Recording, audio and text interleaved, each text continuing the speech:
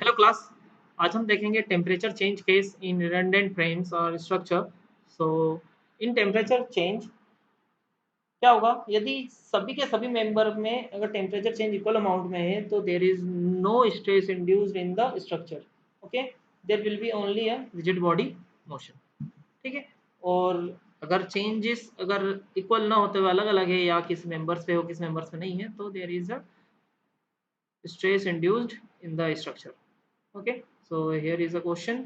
हम इसका फार्मूलेज last lecture में देख चुके हैं, तो हम इसको डायरेक्ट सॉल्व करते हैं। ठीक है, क्या दिया हुआ है क्वेश्चन में कि रिएक्शन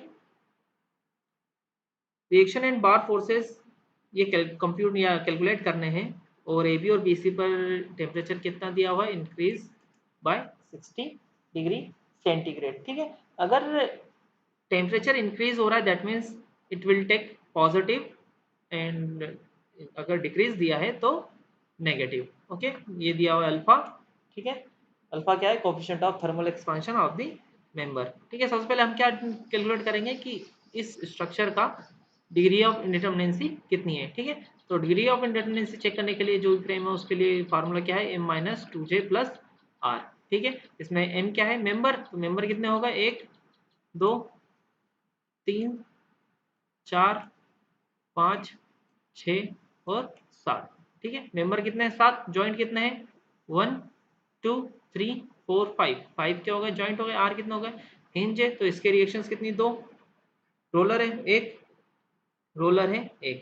ठीक है, मतलब टोटल करने के बाद कितना आएगा अपने पास, डिग्री ऑफ इंडिटरमिनेंसी 1। ठीक है, इसका मतलब ये है कि हम किसी एक मेंबर को या एक सपोर्ट को हम रिमूव कर सकते हैं। ठीक है, हमने मेंबर रिमूव हमने पिछले केस में देख लिया था जिसमें स्ट्रक्चर इंडिटरमिनेंट था, एक्सटर्नल इंडिटरमिनेंट था, तो भी हमने मेंबर पिछले केस में हम मेंबर रिडंडेंट मान के हम उसको सॉल्व कर चुके हैं।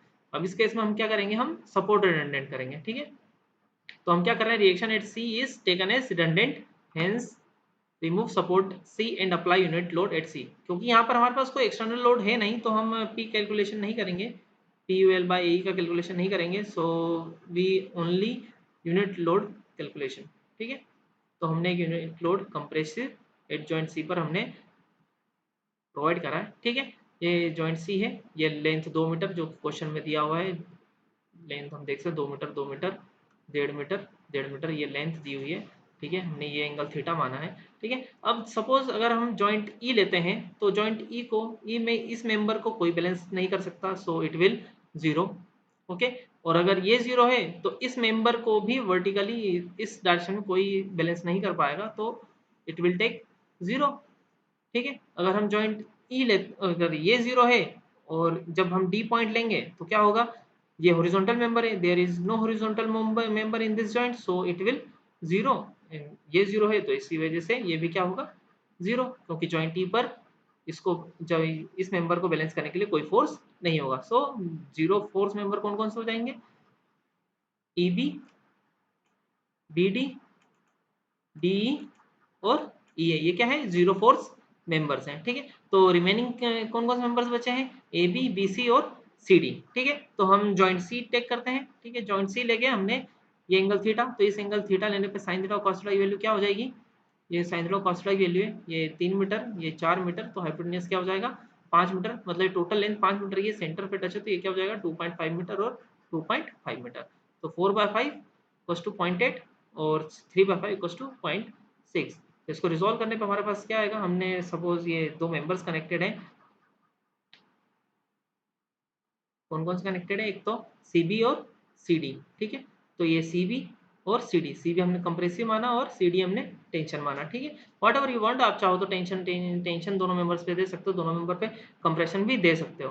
ठीक है, तो हमने इसे रिजॉल्व करा तो ये P C B sine theta और इधर क्या होगा, P C B cos theta. ठीक है, all horizontal forces equals to 0, तो P C B sine theta equals to 1 और पी सी बी की वैल्यू क्या आ जाएगी, 1 डिवाइड बाय साइन थीटा, और साइन थीटा की वैल्यू क्या है 0.8, तो वैल्यू रखी तो क्या आ जाएगा, पी सी बी मतलब सी बी मेंबर पे यूनिट लोड की वजह से क्या है 1.25 लो मेंबर फोर्स आ रहा है। ठीक है, और summation of all vertical force equals to 0, सो यहाँ पर कौन कौन से पीसीडी और पीसीबी दोनों अपोजिट डायरेक्शन के हैं, इसलिए PCD equals to PCB cos theta, cos theta की वैल्यू 0.6 है, तो मल्टीपल करने के बाद हमारे पास क्या आएगा 0.75। ओके, कोई प्रॉब्लम। ठीक है। और यहाँ पे 0.75 आ गया, ठीक है। और हमारे पास ये जॉइंट जब हम लेंगे जॉइंट बी, अब यहाँ पर ये मेंबर फोर्स तो जीरो हो गए, तो मतलब जितना इस पे फोर्स आएगा उतना ही फोर्स ट्रांसफर किस पे होगा, ए बी मेंबर पे। तो ए बी मेंबर पे ही फोर्स कितना होगा, बीसी मेंबर के बराबर, ठीक है, 1.25, ठीक है।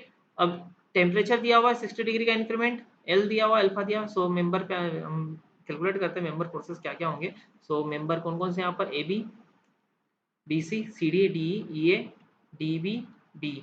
पी एक्सटर्नल कोई लोड है नहीं तो पी यू पी का कॉलम नहीं आएगा। इंटरनल अपने जब यूनिट लोड अप्लाई किया था तो उसकी वजह से जो लोड आएंगे वो, तो ठीक है। तो 1.25 हमने क्या एज्यूम करा है, 1.25 इसकी वैल्यू है पी सी बी की। पी सी बी क्या हमने करा है, कंप्रेसिव, तो कंप्रेसिव हमें क्या लेना है, नेगेटिव, ठीक है।